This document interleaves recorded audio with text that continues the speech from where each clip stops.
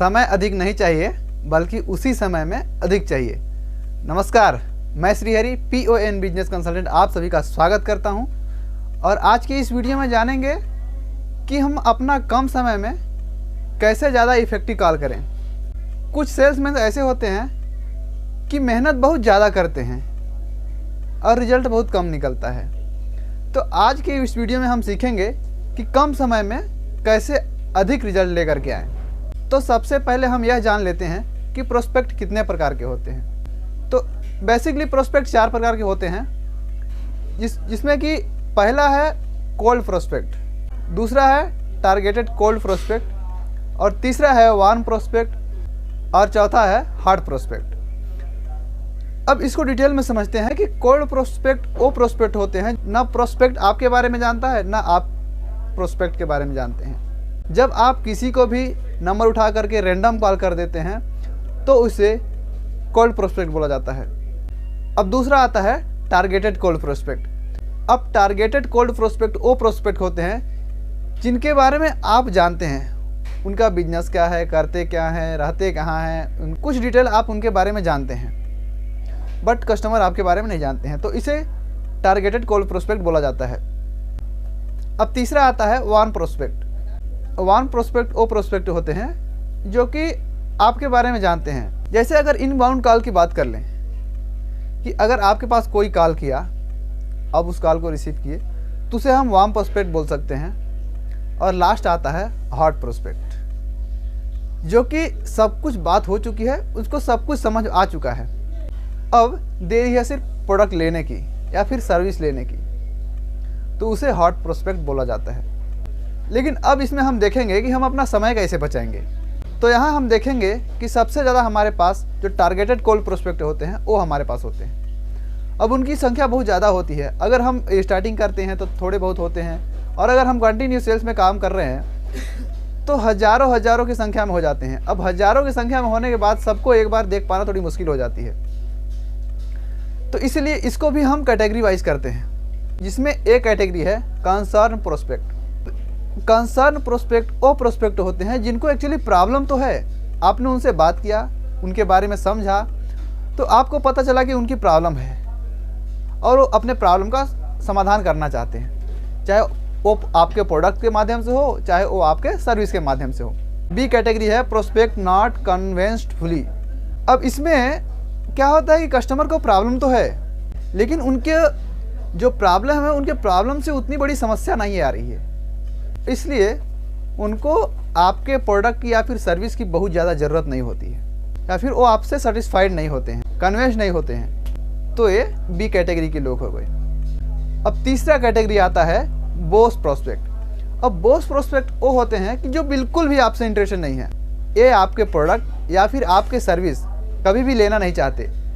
अब इनको हम देखें तो जो ए कैटेगरी के लोग हैं वो 10% होते हैं, और जो बी कैटेगरी के लोग हैं वो 80% होते हैं, और जो सी कैटेगरी के लोग हैं वो भी 10% होते हैं। तो आप किस पर ज़्यादा समय लगाना चाहिए? जैसे मैंने बी कैटेगरी को बताया, बी कैटेगरी के लोग अगर आप उनको बहुत सारा कन्विंस करने के लिए मेहनत करते हैं तो आपका समय व्यर्थ ही जाएगा, क्योंकि उनको अभी भी ज़रूरत ही नहीं है। आपके प्रोडक्ट या फिर सर्विस के बिना भी काम चल रहा है। मैं ये नहीं बोलता हूँ उन्हें छोड़ दीजिए, लेकिन जो कॉल्स हैं वो आपके जो 10% होते हैं, जो आपके कंसर्न प्रोस्पेक्ट होते हैं, उनमें अपना समय लगाइए, और जब उनमें समय लगाएंगे तो आपका बेहतर रिजल्ट निकल करके आएगा। अब जो मैंने बी कैटेगरी के लोग बताया कि जिनकी संख्या बहुत ज़्यादा होती है, अगर हम इनको क्वालिफाई कर लिए तो हमारी ग्रोथ बहुत ज़्यादा होगी। तो हार्ड कस्टमर लेकर के जाने के लिए हम उसको क्वालिफाई कैसे करेंगे? क्योंकि उनकी संख्या बहुत ज़्यादा है। अगर हम उनको कन्विंस कर पाते हैं, उनको क्वालिफाई कर पाते हैं, तो हमारी ग्रोथ बहुत ज़्यादा होने की चांस रहती है। तो इनको जो क्वालिफाई करने के लिए, जैसे मैंने अभी फार्मूला की बात की, तो जो चैम्प का फर्स्ट 2 वर्ड है CH, उसका मतलब होता है चैलेंज। अगर आप किसी से बात कर रहे हैं, किसी भी प्रोस्पेक्ट से बात कर रहे हैं, तो उसको चैलेंज है कि नहीं है। जैसे अगर मान लीजिए कि अभी आप एक ऐसी कंपनी में काम कर रहे हैं जो लोगों को पैसे कमाने के लिए हेल्प करती है। अब अगर किसी को पैसे की प्रॉब्लम नहीं है या फिर उसका इंटरेस्ट नहीं है, तो आप कैसे उसको ज़बरदस्ती कर सकते हैं? नहीं कर सकते, उसमें आपका टाइम वेस्ट भी होगा। तो इसलिए ये जो होता है चैलेंज, सबसे पहले आपको चैलेंज देखना पड़ेगा कि एक्चुअली अगर उसके पास पैसे नहीं है तो पैसे के बिना किस चैलेंज से वो गुजर रहा है, और उस चैलेंज को उसको बड़ा करके दिखाएं, उस चैलेंज को उसको बड़ा दिखाएंगे। अगर ए नहीं करने के बाद आपका नुकसान कितना बड़ा हो सकता है। CH के बाद ए आता है। अब ए का मतलब हो गया अथॉरिटी। अब अथॉरिटी कौन है? अब कहीं ऐसा तो नहीं है कि जिससे आप बात कर रहे हैं अथॉरिटी नहीं है। अब आप अपना बात करने में उसके अपना समय बर्बाद कर रहे हैं, बट जब लेना हुआ तो डिसीजन मेकर कोई और है। अब किसी कन्विंस्ड आप किसी और को कर रहे हैं, डिसीजन मेकर कोई और है, तो आपका समय बर्बाद ऑब्वियसली बर्बाद होने वाला ही है, और उससे बात करके फ़ायदा भी नहीं है। तो इसलिए आपको जानना होगा कि सेकेंड पॉइंट कि उसका अथॉरिटीज कौन है।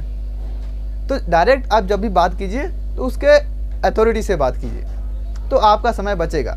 और ए के बाद आता है एम यानी कि मनी। एक्चुअली जब हम किसी से बात करते हैं तो हम समझ पाएंगे कि क्या उसके पास मनी है भी नहीं है, उसके पास पैसे हैं कि नहीं है। अगर उसके पास पैसे नहीं होंगे तो वो बेचारा चाह करके भी आपका प्रोडक्ट या फिर सर्विस नहीं ले पाएगा। तो इसलिए मैं ये नहीं कहता कि उन्हें छोड़ दीजिए, जुड़े रखिए, बट उन पर उतना जोर मत डालिए क्योंकि उनके पास पैसे नहीं हैं। जब उनके पास पैसे होंगे तो आपके सब कुछ चीज़ें, अगर चैलेंजेस पता हो गया, सारा चीज़ें होगा, अथॉरिटी का पता चल गया, तो अगर उनके पास पैसे होंगे तो आपके पास खुद ही संपर्क कर लेंगे, बल्कि आप उनसे संपर्क में बने रहिए।